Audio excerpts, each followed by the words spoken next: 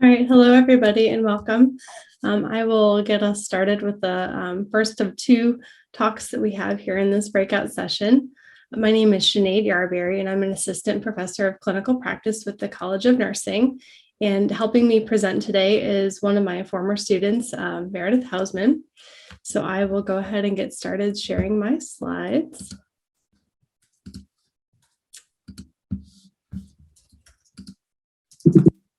All right. So hopefully everybody can see that. So the topic of my conversation here today is educating future nurses, how I survived and they thrived in a pandemic. So a couple goals I have for you here today are reflecting on feelings related to both the challenges and the opportunities for online teaching. Maybe learn a little bit about the UITL resources that were used to support my own transition to online learning. Perhaps gaining some ideas to what may work online with your course. And last but not least, believing that you can let go of the way you've always done it. That's a big theme with our College of Nursing. We're really big into evidence-based practice. And so for me, I know that was a really big takeaway after getting through autumn semester of 2020. So just a little bit of background about Nursing 6271. I've been teaching with the College of Nursing for the last 10 years, and I've been the course lead for this course for the last 4 years. But this is the last course in our pre-licensure graduate entry program. And so at the conclusion of this course, the students go off and they are eligible to take their NCLEX RN exam, which is our state licensing board to become registered nurses. A typical enrollment for the course is anywhere between 80 and 95 students, and it's only offered each autumn semester. Historically, the conduct of the course was taught in a very traditional stadium-style lecture hall. There were weekly lectures delivered live from 2 p.m. to 4:45 p.m. So nice, good, long, traditional lecture. And it had always been done that way when I took over the course. And so anytime you take over a new course, you don't want to change too much, but I felt like it was working really well and didn't see a need to change it. Our NCLEX RN pass rates were also, very high and steady. So again, kind of, if it's not broke, don't fix it, until, the pandemic hit. I did go through the Drake Institute modules and had the pleasure of reading a book called Small Teaching. So in autumn of 2019, I did start to incorporate some of these small teaching practices into the course, even though it was still delivered in a very traditional in-person lecture style format. So I used 5-minute reflections at the end of class to kind of engage them in some active learning. But for the most part, they were kind of passive learners sitting in the lecture hall, listening to me talk for 2 hours and 45 minutes. I'd help, I used the reflections so that they could apply class content, identify muddy points, and see how they could actually use what they had just been listening to in their own nursing practice. So obviously when the announcement was made that the class was going to be delivered in a 100% distance learning format, I had a before semester panic. My initial gut reaction was that I didn't feel like me lecturing at them for 2 hours and 45 minutes was going to be best for me or for them. The lectures were written, they were pretty tried and true lectures that I had done, but nothing was pre-recorded because I delivered it live. I knew that Carmen navigation needed some updating for that 100% distance learning format. When you're touching base and you're seeing students in person, I feel like that almost gave me permission to not be as clear as I could or should have been in Carmen, because I can always point them in the right direction. One of my other big panic moments was exam proctoring. So I know there's been a lot of conversation about exam security and do exams need to be proctored? If they're not proctored, there's no guarantee that they're closed book, closed note. And for us in nursing, it was really important that students had an independent ability to demonstrate their knowledge, because the NCLEX exam is closed book, closed everything, right? It's their own knowledge. So that was another kind of gut, like, oh my gosh, what am I going to do? And lastly, and probably one of the more important ones for me as an educator, was just grieving the loss of in-person connections with the students. I was really afraid of losing the ability to see them physically every week. So as I looked at how to prepare myself for this online transition, I knew I had to educate myself how to educate online. The UITL modules that I had done really provided a nice foundation for me in kind of helping me think about other ways to engage learners in the classroom, whether that be in person or online. I knew that there was value in active learning. I just didn't really have that sort of kick to really change that much about the course because I had been doing it that way before. So one of the best decisions I made was in July of 2020. I enrolled in a 2-week, intro to teaching online course. And that offered me many, many valuable lessons, which I'll go over on the next slide. So the big takeaways that I got out of that 2-week intensive course was the importance of instructor presence within a course. Again, because we're not physically present with our students in the classroom setting, how do you make yourself be there and be available and be present for your students? They really emphasize clear communication regarding assignments and expectations. In hindsight, looking back on it, I could see where, I had previously spent some time in class clarifying, assignment, expectations, et cetera. Really highlighted the importance of intuitive Carmen navigation. They went over some best practices for Zoom, of course, methods for active learning in an online setting. And they did, thank goodness, cover exam security without proctoring. That was a big one. I was very thankful that they did.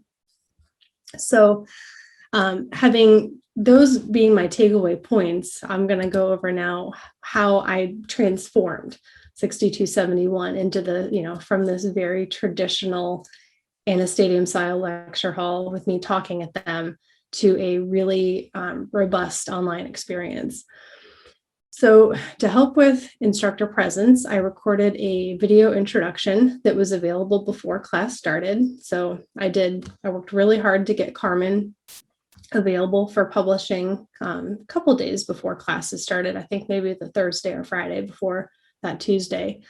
So students could kind of get in and start looking around at the course, but also meet me. I really want to stress the importance about being authentic. I was very authentic about myself in virtual teaching and learning, very transparent that we were on this journey kind of together, that I'm teaching in my home. I have 4 small children, 3 of which were in a hybrid model for elementary school. So, that's a reality. I think starting out that way was really helpful. I also had virtual office hours available. And I'll talk a little bit more about how that sort of transitioned throughout the semester and how that ended up looking a little bit different. But I also recorded weekly module overview videos. So those were pretty short, anywhere from 3 to 4 minutes, but they could see me and see my face and hear my voice in a recording that highlighted the learning objectives for the module and how their learning within that module would be evaluated. And so I felt like, again, even though we weren't together, I was making as many opportunities as I could for them to see me, hear me, and understand the importance of what they were learning toward their nursing education. Regarding clear communication about assignments and expectations, I'm all about not reinventing the wheel. So I utilized some of the Keep Teaching assignment templates that were available on the Canvas Commons. And if you're not really familiar with that, I would definitely take some time and look at them. It allowed for really clear communication and uniformity across all of my assignments. And so they knew no matter what it was, they'd be able to understand what their objectives were for that assignment. They knew what they were required to submit when they were required to submit it, how they were required.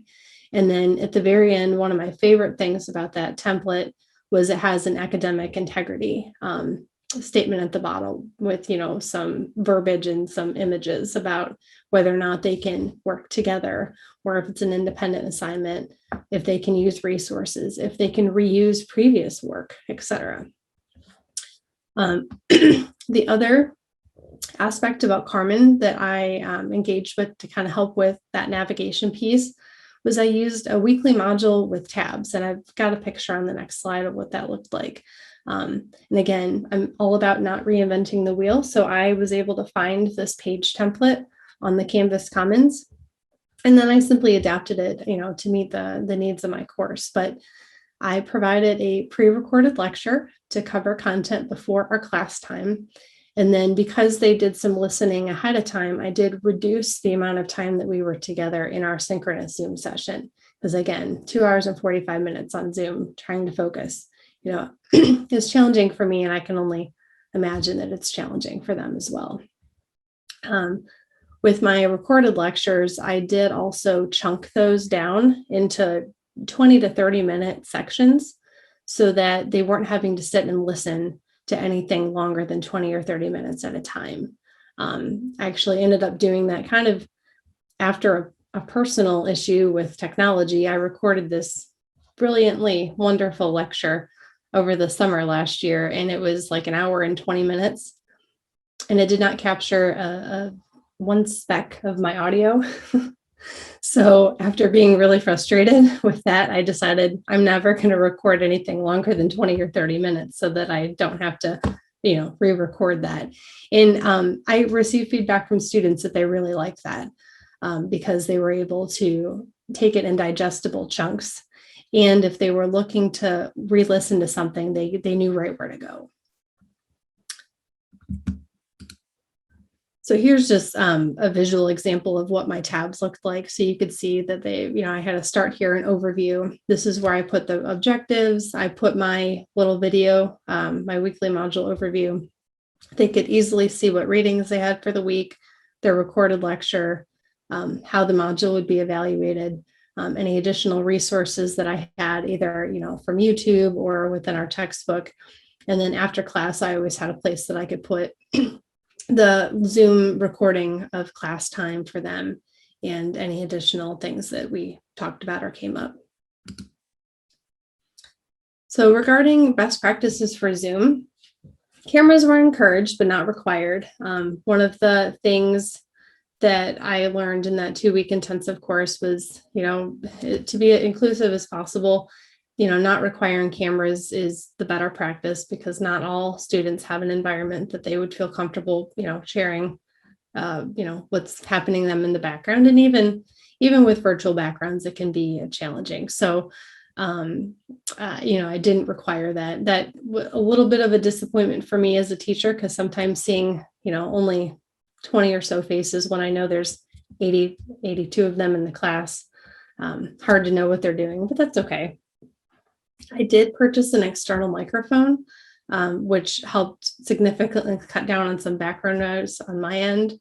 And then I played around with lighting and positioning to make sure that everything was, as visually and audio appealing as possible. Regarding active learning, we worked through patient case scenarios with embedded NCLEX questions that got them to, apply the content that they had been listening to ahead of time. I used Zoom polling to do the elicit student responses. And I've got a little bit of lessons learned about that I'll share at the end. And I also used Kahoot, which was a lot of fun. I do plan to use Nearpod in the future, just related to the ability to duplicate those questions in future courses, but also to track student engagement and progress as well. Excuse me. I did also make alternative assignments available if students were not able to log in. I'm really sorry, guys. The Ohio allergies are getting to me.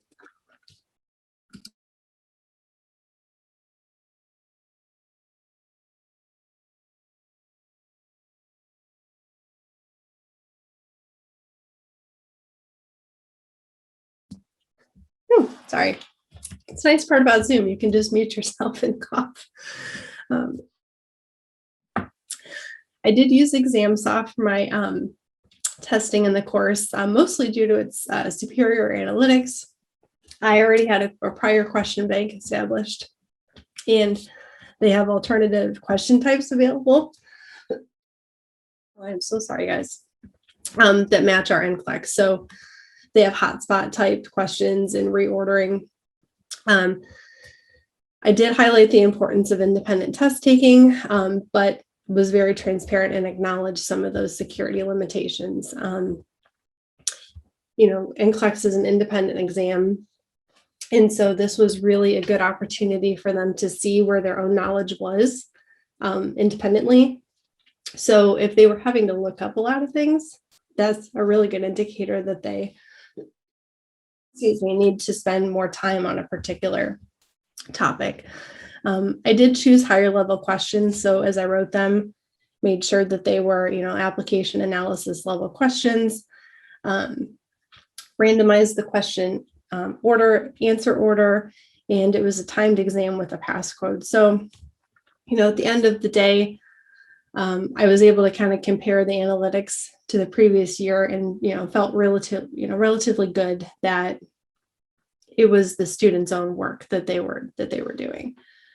And then on the clinical side, one other thing that we did do was utilize Lippincott's vSim, which is a virtual simulation software that we used for virtual clinical makeup. Again, it was autumn, so still had a lot of students, with COVID, sick with other things, and so not able to go into the hospital at that point. So having a virtual option was really helpful.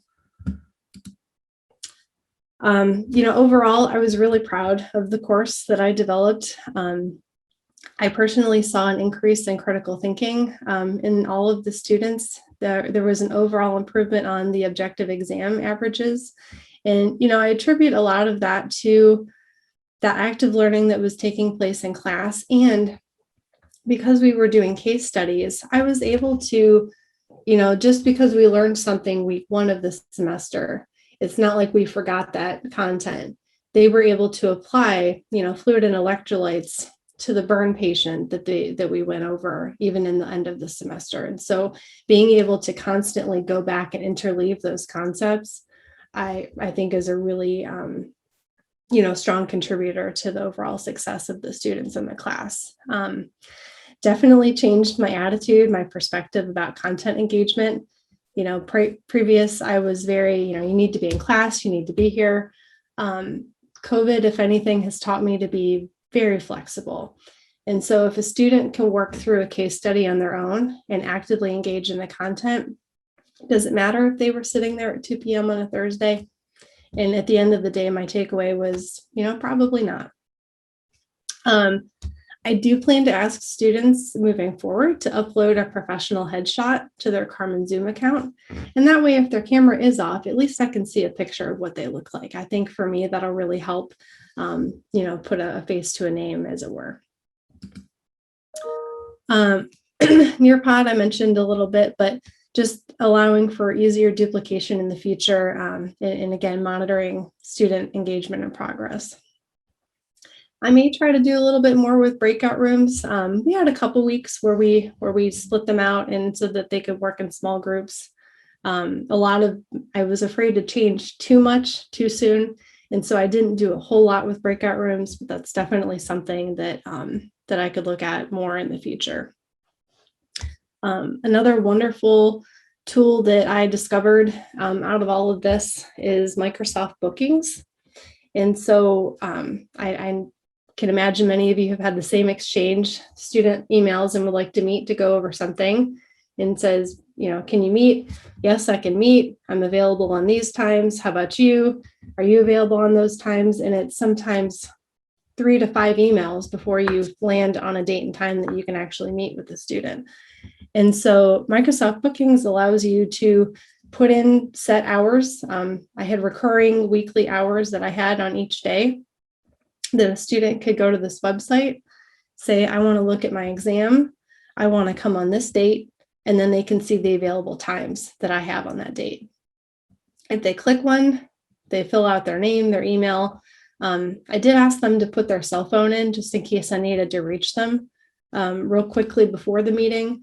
But at the end of it, when they submit, it sends an email to them with my Zoom link with a calendar attachment, and it automatically added the calendar appointment to my calendar.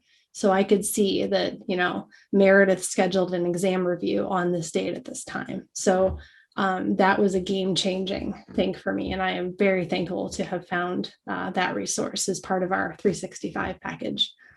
So in the end of it, I do not plan to go back to the way we've always done it.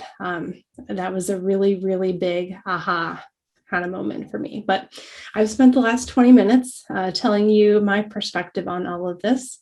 But I would really like for you to be able to hear from Meredith, who was a student in the course, about her perspective.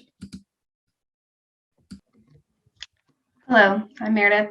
So I remember going into the course just being nervous because there was so much uncertainty at the time and things were changing day by day. But looking back, the semester turned out great. I mean, there were so many great things that happened that semester. Some of the things I liked was the Carmen navigation site was very easy to use. It was user friendly. It was broken down for every week, like here's exactly what you need to get done. As she mentioned, Dr. Yarberry would put up a video so we knew about any updates, anything we need to be aware of. And it did help us feel connected, even though we weren't seeing her face to face every week. I really enjoyed the pre-recorded lectures. I thought that was helpful because you could pause, you could rewind, you had the opportunity to look up your own questions first before class time. And it also freed up a lot of time during our live Zoom meeting to dive deeper into the course material because the lecture was already out of the way. So we had time to do more active learning, more critical thinking exercises. And I really enjoyed that. We did case studies during the Zoom meetings. And that was great because you got to see how to take care of a patient from the time they walk in the ER until hopefully they're being discharged home. And then like hypothetically, you're that nurse taking care of them the whole way. And then as she mentioned, we would do NCLEX style questions with the Zoom polling. That was very easy to use. And then we had time to go through the rationales. Why was that correct? Or why was that the most correct? We had time to do breakout rooms, which I enjoyed. One time we were learning how to read EKGs and we'd already listened to the lecture. And so we were put into small groups, given an assignment with EKG strips and said, what is this? What are you looking at here? And so we could work together in those small groups and we felt more comfortable speaking up and talking about what we thought we were looking at. And then when we came back as a whole classroom, we could say, okay, you're looking at AFib or VTAC. What are you going to do then? What's your priority? What are your critical key next steps that you need to do as the nurse? So really, again, like diving more into that critical thinking skills because those lectures were already pre-recorded and completed. I also like doing the Kahoots. That was fun. We usually did it at the beginning or at the end of class. And it was a great way to see if you were understanding the material on over, but there was that competitive game aspect where it wasn't just about getting an answer, was how quickly can you get that answer in? And after each question, it would say, who's in first place, second place, third? Are you catching up? Are you falling behind? Like it was just made it a fun way to review the material for that week. And then finally, the VSIMs were also helpful. Again, there was a lot of uncertainty. And so there was stress from the students' perspective of like, well, what if I'm sick? What if my preceptor's sick? What if the hospital says we can't come? And, what if? So it was just nice already having that plan B already set, already in place. And I know in our clinical group, we did have one time where very last minute, completely unexpected, couldn't go the next day to clinical. And it was a very easy transition. Like, okay, today we do the VSIM instead, and next week we're right back at clinical. I also like that VSIM due to situations that as a student nurse, you may not see as a student nurse. So one we did was cardiac arrest. And I like that because if you're working through it, you're getting overwhelmed, you're a little nervous, what do I do next? You can hit pause. You can look up your resource and then come back. And in the end, even if you completely messed up, you're not going to harm a real life patient. And they give you immediate feedback to say, hey, here's what you did well, here's what you could fix next time. And you can go back in and you can have another chance to correct that. And then finally, as far as advice for this year's students, especially those in nursing, if they're going into their last semester, Things that helped me was to set a schedule at the very beginning of the semester. I have Google Calendars on my phone and I put everything in there. So throughout the day, it'll send me updates and reminders on everything that I need to do to be successful for that day. I also checked out several NCLEX books from the Columbus Library. They have a lot of great resources, and I use that both to prepare for the class, just to get extra NCLEX questions to prepare for the test and quizzes, but also to help prepare for our comprehensive exit exam that was at the end of the semester. So my goal was just spend 10, 15 minutes each day looking through those books to stay fresh on how do I care for children, how do I care for psych patients, how do I care for OB patients, all the pharm and all the drugs that we needed to know and be aware of. And that made it easier to set a goal to do that each day in those books. And then lastly, just to be flexible, have plan A, but being okay with going with plan B or maybe even plan C. And, in the end, as long as you get to that goal, you get to your destination, that's all that really matters. So with that, I will hand it back to Dr. Yarberry. Thank you so much, Meredith. So just as a conclusion slide here, I think, remember, don't hesitate to use university resources. Even though I had been teaching for 10 years, I learned so much. So that's always a beneficial thing to do. Don't hesitate to be transparent with your students. I think, they appreciate knowing sometimes what your own limitations are and what your plan is to go throughout. I've always found that being transparent with students has been the right thing to do. And the last bit, you might find that you really enjoy teaching online. And students definitely appreciate the flexible learning environment. So that concludes my section. So I will quit sharing here and hand it over to Grace. Perfect. Thank you so much. I'll go ahead and screen share my PowerPoint. There we go.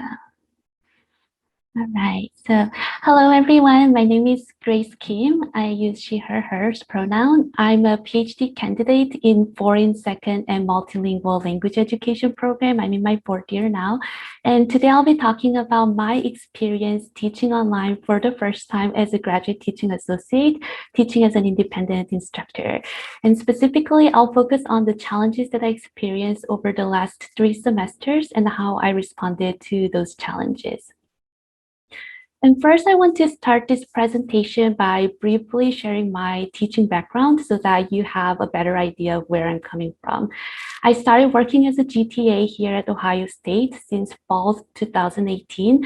So when we shifted to online in spring 2020, it was my 2nd year teaching. And since spring 2020 until now, I have been teaching only remotely. In spring 2020, I taught 2 sections of advanced academic writing in ESL, and the online teaching in that semester was what we call an emergency online teaching, where we had to immediately shift to online due to unforeseen circumstances. Now, one noticeable characteristic of this course was that all the students in that class were international students. So when the pandemic started last March, some of my students traveled internationally and some traveled domestically. So it was not feasible for me to hold synchronous class meetings over Zoom. As a result, I changed the format to asynchronous course sessions for large group instruction, and I held regular individual meetings with each student to check in and help them in their writing. And last semester, I taught 2 courses, and the course on linguistic diversity was an undergraduate course, which was already designed as an online course in an asynchronous format. So there wasn't much for me to change. The other one, Linguistics for Literacy Education, was a graduate level course, and it was an outreach program for local teachers in K-12 schools. So previously in autumn 2019, I taught this course in person, and so I had to redesign the course to make it online friendly. And for that course, we met once a week for 2.5 hours over Zoom, and we took like 10-minute break in between when we had those Zoom meetings. And I will be teaching a similar graduate level course in upcoming semester, but based on my experience of teaching 2 hours and 20 minutes on Zoom, I realized that it's really long. So I changed the format to 4:30 to 6 o'clock for the upcoming semester, and then there will be some small group component and recorded lectures that they'll have to watch. This semester, I taught 4303 and 5902, and it was my second time teaching both courses online. Again, with 5902 this semester, most of my students were attending the class while staying outside of the US, so it entailed a lot of calculating different time zones when we did individual meetings. So I had to make sure that I always put EST when I put any type of meetings with the students. And for all of this course, I had an average of 15 to 20 students. And so in today's presentation, I'll be sharing my experience of teaching these 3 different courses over 3 semesters as a GTA and an independent instructor. And now I'll move on to what's the main part of my talk today on what were the challenges that I experienced and how those challenges were addressed. The biggest challenging characteristic that I noticed on teaching online amid the pandemic was the fact that online teaching was not optional anymore. Rather, now that was the only required and actually was the only option available. At the same time, teaching and learning fully online were new to many of us, including myself and my students. In redesigning courses for emergency online teaching and in planned online courses, I reflected a lot on the following questions, which served as the key guiding questions in my course planning and decision making. So the questions are, what are the core learning objectives? Where do I want my students to be at the end of the course? And what do I want them to take away from this class? What are the non-negotiables and negotiables? And in case of the negotiables, what can be changed and in what ways in order for these elements to be transferred? What resources and tools are available? Are those accessible to my students? And how can I better support the students in my class? And I have to admit that there have been numerous challenges, which I often refer to as learning curves. As I look back, those challenges were transformed to very exciting opportunities for teaching and learning. And such transformation was possible because of all the support, advice, and collaboration that happened both within my program and across the campus. I really appreciated weekly meetings with other GTAs and my supervisors. I also attended a number of sessions that were hosted by the Drake Institute and ODE, as well as I completed teaching online and technology-enhanced teaching endorsements. From all of those, I learned a lot of new techniques and skills. Honestly, until I attended a session on online teaching and using Carmen Zoom last summer, I did not even know how to create polls in advance for Zoom meetings. So back then, what I did was I went to a Zoom meeting a few minutes before the session, and I created the polls before everyone came in. So learning all those techniques and skills and tips really helped me to advance my teaching practices. And considering all that, what I'll be sharing today is not simply how I personally transformed these challenges, but more so how these challenges were transformed to opportunities because of all the collaborative work and support I received from so many people who are experts in different fields. And I'll be talking about 3 big categories of challenges that I have encountered. And the first one is on course design, assignments, class interaction, and feedback. The first challenge was in interactions and building relationships. And by interactions, I'm referring to both interactions between me and my students and interactions among my students. I thought overall interactions between me and the students came along relatively easier than promoting interaction among students, especially during spring 2020 when I did mostly individual meetings with the students without any large group sessions. Another challenge was limited options that were available in terms of delivery and instruction, assessment, and feedback. Prior to the pandemic, when I taught all in person, I used PowerPoints and different websites, but those were supplementary tools for my own teaching, which means I used those in addition to many other in-person classroom activities. Shifting to online mode made those supplementary tools as the only options available, so I had to explore different ways and creative ways to meet the needs. In response to those challenges, I tried to give more individualized and timely feedback to students' work. I also added more office hours, which is now also called student hours. I initially did once a week, but I added 1 more hour on a different day of the week at a different time so that students who are in a different time zone can easily connect. In case of the asynchronous sessions, I told my students that they can send me individual chat if they had comments or questions that they wanted to ask, but wanted to keep those anonymous. I made all my PowerPoints available and all my synchronous sessions were recorded. And for asynchronous classes, I also recorded videos. And over time, I noticed that students often don't watch long videos. And by long, I'm referring to like 45, 1 hour, minute, 1 hour, what am I saying? So 60-minute videos. So I recorded shorter ones that are about 5 to 10 minutes for each different topic.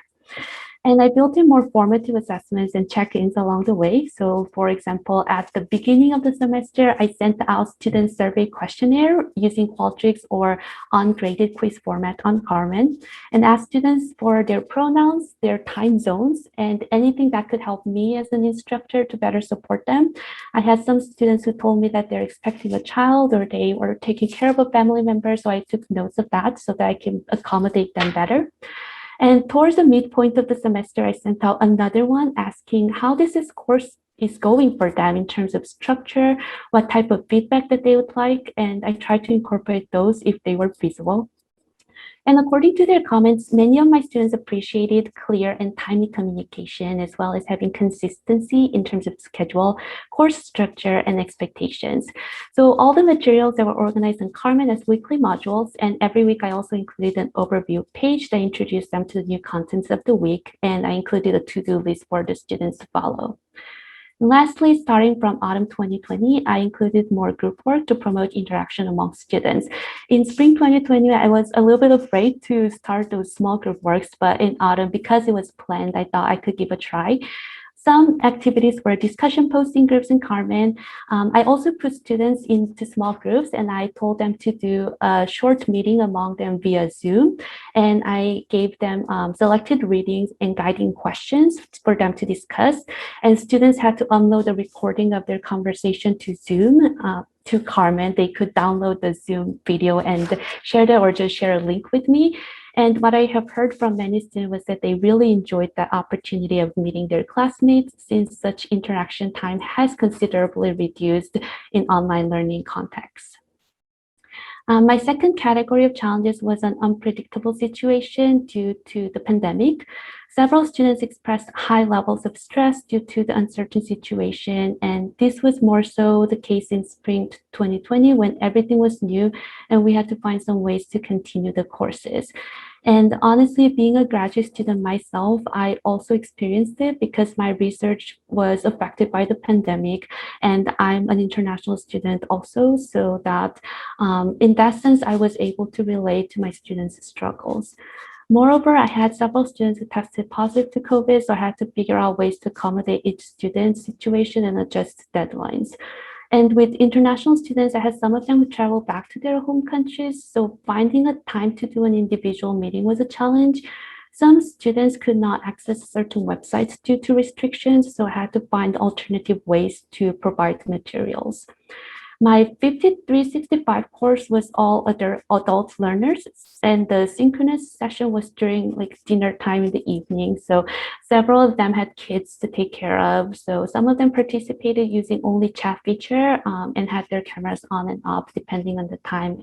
And this is kind of a side note, but I feel like I have a privilege of meeting their children and their pets, and those were honestly the best part of my last 3 semesters.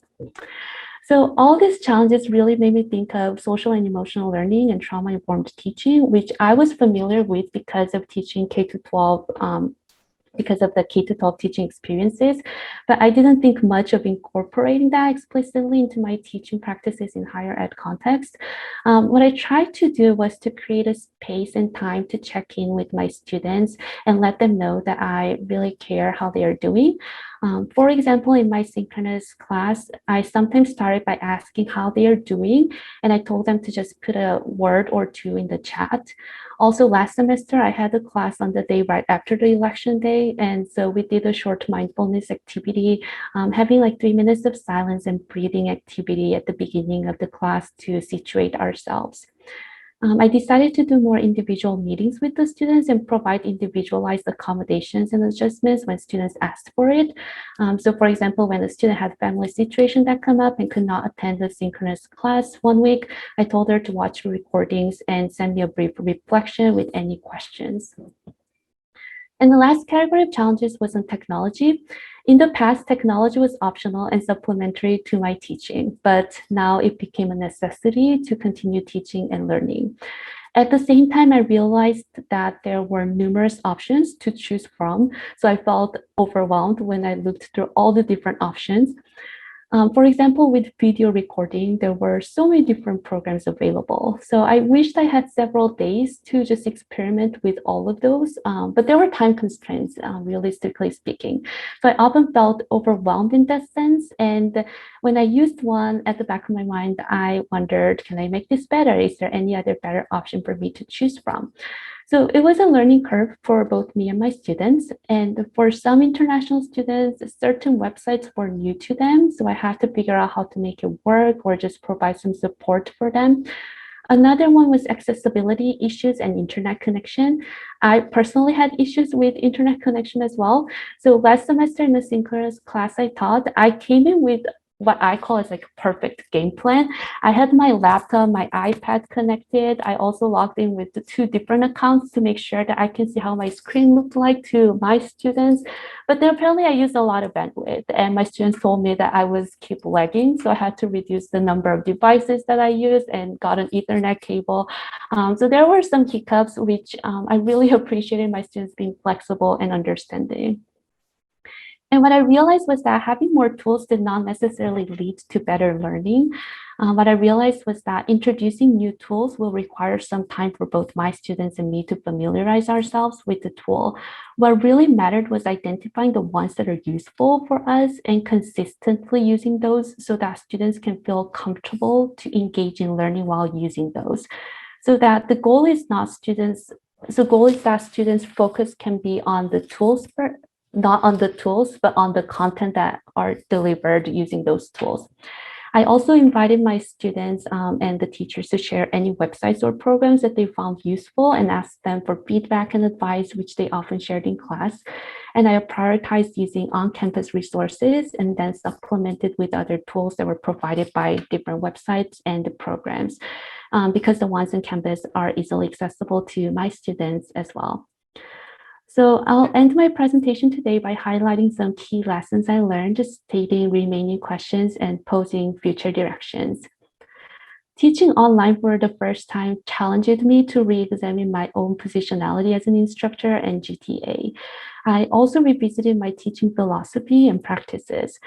I have learned that I don't have to lower learning expectations when teaching online, but I can provide more accommodations for my students to achieve those goals. Teaching online also challenged my own understanding of inclusive and equitable learning environment. Creating an inclusive learning environment in a course that's only asynchronous throughout the semester was very different from doing so in an in-person classroom where I was able to interact individually and as a group with my students. I also started to pay more attention to digital equity and how that affects teaching and learning. And now that we're planning to have more courses in person starting from autumn 2021, I invite all of us to think about this question. What can be transferred to planned distance learning, hybrid or in-person courses? And how can those key takeaways we have learned be used to enhance teaching and learning in the future? And lastly, I think more than ever, we need professional communities and spaces to share resources, brainstorm ideas, and provide support to each other. And I think today's conference is a great example of such community, and I'm really grateful to have this opportunity to be part of this conversation today. I also think that we as instructors need spaces to take care of ourselves in order to better support our students. And in my case, being a GTA, I had moments that I felt overwhelmed when I tried to find a balance between my teaching and my own research work as a graduate student. And what really helped me in the process was the support that I received from so many different people and my colleagues when we all came together as a community. So I do think it's important to have more support and tools available for instructors and GTAs like me so that we can better extend that support to our students. So thank you so much for your attention today. And if you have any comments or questions, you can put in the chat in the Q&A section and also contact me.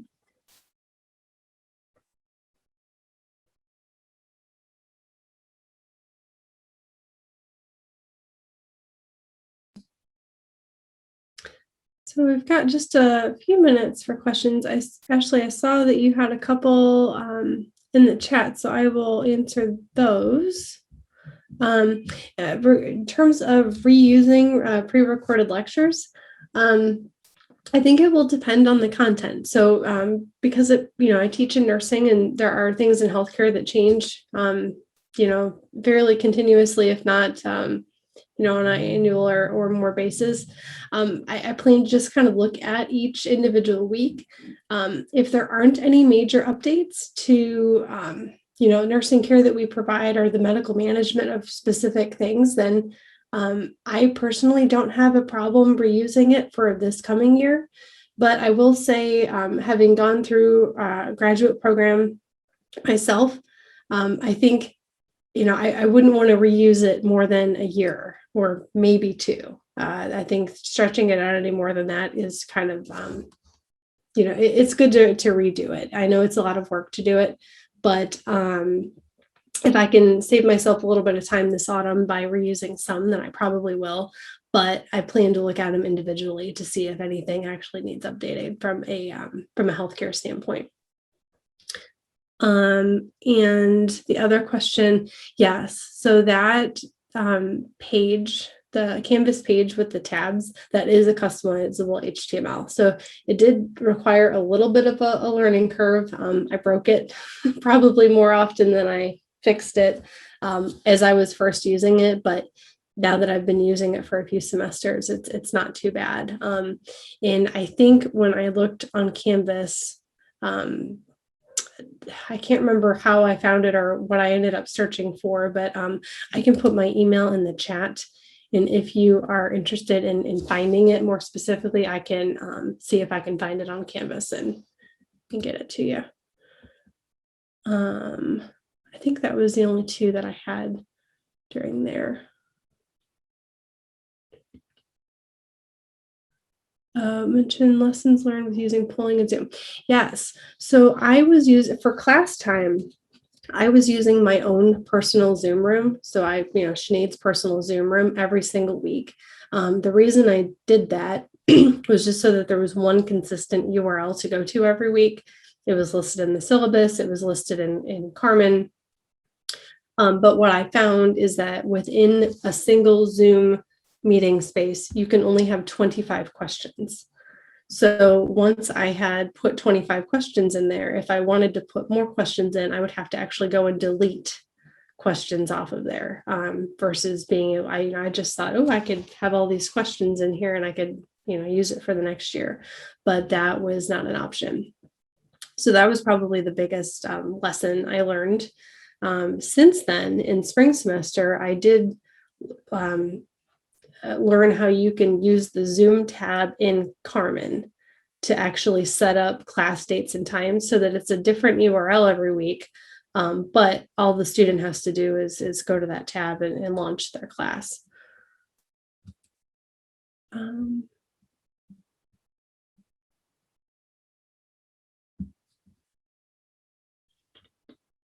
think that was it. Okay.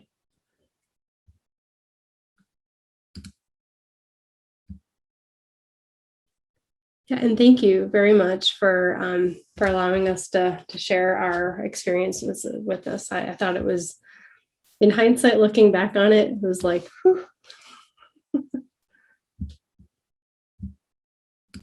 Yeah, I agree. And in case of Carmen Zoom poll, what I used was initially I used that just to get a sense of the room and asking questions on how are they feeling, what they want to learn more, if they have any questions. Sometimes I asked them to put any type of, so I put the topics that we've covered and then told them to choose that they still have questions. So it was easy for me to figure out which ones that the students wanted to discuss more or are not sure of before I moved on to the next unit. So with those types of questions, I made it as anonymous, and sometimes if I wanted the students as like a quick quiz, then I made it as sometimes with the students putting the names. So I really liked the option of making it anonymous or allowing me to see who posted what.